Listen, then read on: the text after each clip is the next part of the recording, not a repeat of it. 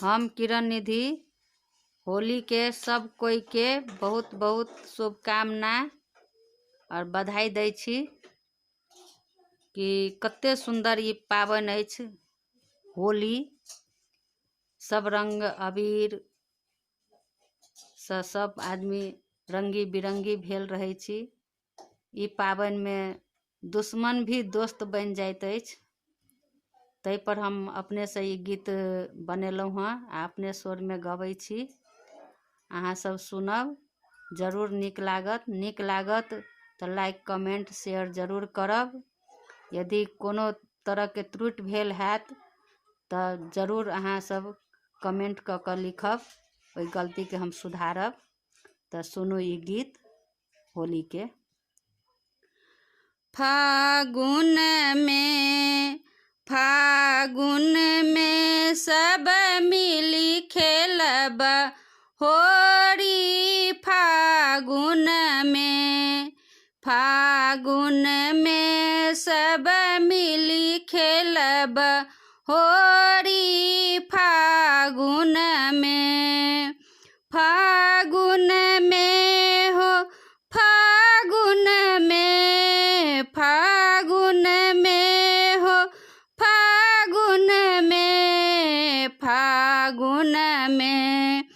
फागुन में सब मिली खेलब होरी। फागुन में किनको संग अछि झई झगड़ा, किनको संग अछि झई झगड़ा।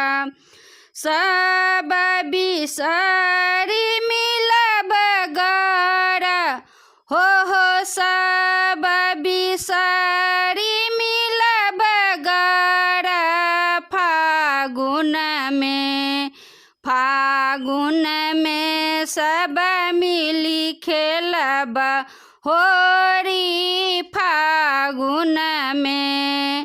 फागुन में सब मिली खेलब होरी। फागुन में लाल गुलाल अबीर बरसे, लाल गुलाल अबीर बरसे। लाल रंग से मिलब सब हो लाल रंग से मिलब सब फागुन में सब मिली खेलब होरी। फागुन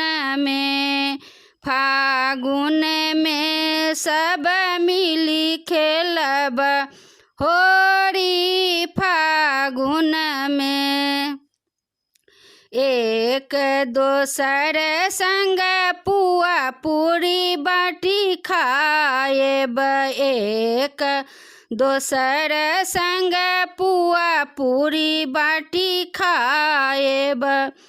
मधुर मिठाई सब बढ़ाएब प्रेम हो मधुर मिठाई सब बढ़ाएब प्रेम। फागुन में सब मिली खेलब होरी। फागुन में सब मिली खेलब होरी। फागुन में सौंफ सुपारी सब मिली खाएब, सौंफ सुपारी सब मिली खाएब। गम के स्नेह सबके हो गम के स्नेह सबके। फागुन में सब मिली खेलब होरी फागुन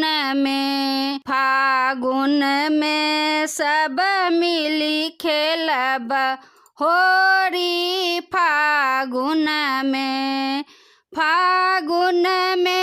हो फागुन में हो फागुन में हो फागुन में सब मिली खेलब होरी फागुन में। धन्यवाद।